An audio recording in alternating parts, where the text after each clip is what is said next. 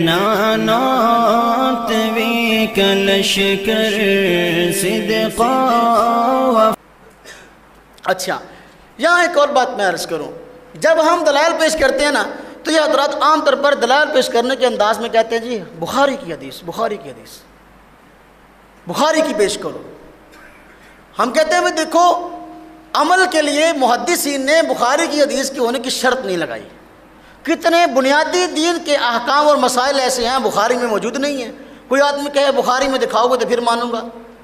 یہ تو بھائی اگر تو اللہ کے نبی صلی اللہ علیہ وسلم نے فرمایا ہوتا بھائی بخاری کی حدیث کو لینا باقی کو چھوڑ دینا پھر تو کوئی بات بنتی. مطالبہ ہی غلط ہے. لیکن خیر ہم کہتے ہیں ٹھیک ہے ہم بخاری کی روایت بھی پیش کرنے کو تیار ہیں، اور اگر تم کہتے ہو مسلم کی ہم وہ بھی پیش کرنے کو تیار ہیں، تم سنن سے کہتے ہو وہ بھی پیش کرنے کو تیار ہیں، تم مسانید سے کہتے ہو ہم وہ بھی تیار کرنے کو اپنا حدیث بیان کرنے کو تیار ہیں، تم مصنفات سے کہتے ہو ہم ان کتب سے بھی روایت پیش کرنے کو تیار ہیں. لیکن اپنے دل کے برتن کو سیدھا کرو، ٹیڑھا نہ کرو. برتن جو ہے اگر ٹیڑھا ہو نا الٹا ہو اس کے اوپر آپ ٹوٹی اور نل چلا دیں تو ساری ٹینکی کا پانی خالی ہو جائے گا، اس کے اندر ایک قطرہ بھی نہیں پڑے گا.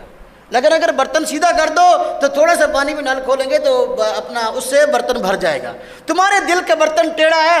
اس طرح کے دلائل تو ہم بیان کریں گے اس لیے کہ تمہیں منوائیں، اس لیے کہ تمہیں بتائیں، کہ اس لیے کہ ہم تو انبیاء کے وارث ہیں. انبیاء کے ذمہ کیا تھا؟ بات کو پہنچا دینا، منوانا نہیں. آج لوگ کہتے ہیں یار یہ مانتا نہیں ہے. ہم نے کہا منوانا ہمارا کام ہی نہیں ہے. ہم انبیاء کے وارث ہیں، بتانا ہمارا کام ہے. ہم کہتے ہیں تم بخاری سے روایت پیش کرو، ہم بخاری سے روایت پیش کریں گے. تم مسلم سے پیش کرو، ہم مسلم سے پیش کریں گے. تم امام بخاری کے استادوں سے پیش کرو، ہم امام بخاری کے استادوں سے پیش کریں گے. تم امام بخاری کے شاگردوں سے پیش کرو، ہم امام بخاری کے شاگردوں سے پیش کریں گے. اب دیکھیں میں روایت کی طرف اشارہ کرتا ہوں.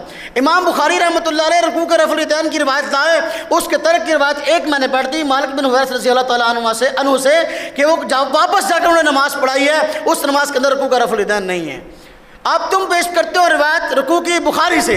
ہم کہتے ہیں اسی بخاری سے صفحہ نمبر 114 حضرت ابو حمید سعدی رضی اللہ تعالیٰ عنہ سے روایت پیش کرتے ہیں رکوع کے رفع الیدین کے ترک کی. اب 10 صحابہ کرام آپس میں بیٹھے ہوئے تھے. نبی کریم صلی اللہ علیہ وسلم کی وفات کے بعد کا واقعہ ہے. تو آپ کی نماز کا تذکرہ آیا تو صحابی رسول حضرت ابو حمید سعدی رضی اللہ عنہ نے فرمایا کہ میں نبی پاک کی نماز کو تم سب سے زیادہ جانتا ہوں.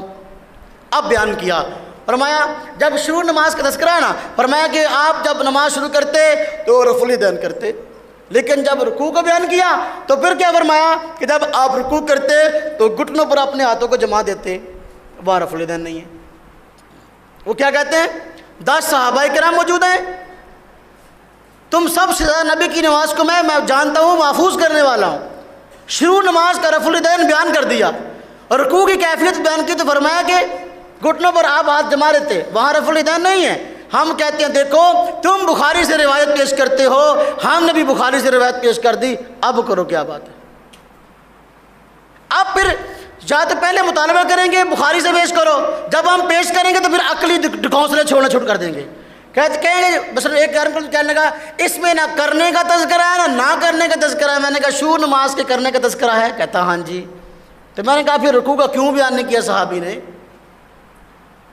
اگر رفع الیدین نماز کا مسئلہ تھا، نبی پاک کی نماز کا حصہ تھا تو شروع نماز کا انہوں نے بیان کر دیا. اگر نماز کا حصہ تھا تو پھر رکوع میں بیان کیوں نہیں کیا؟ نہ کرنے کا تذکرہ نہ کرنے کا.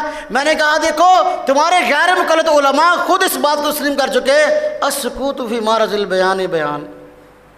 مرآت مشکات کی شرح ہے، عبید اللہ مبارک پوری 3 جلد کے اندر خود اس نے جو ہے کہا ہے السکوت فی معرض البیان بیان، کہ دیکھو خاموشی بیان کے وقت میں بیان ہوتی ہے. جب رکوع کا رفع الیدین نہیں بیان کیا، صحیح پورے شروع نماز کا رفع الیدین بیان کر دیا، الحمدللہ اسی کے مطابق ہمارا عمل ہے.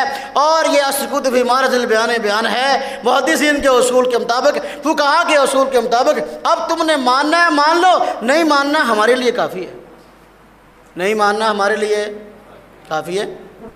نانات وی کلشکر صدقا وفا کا پے کر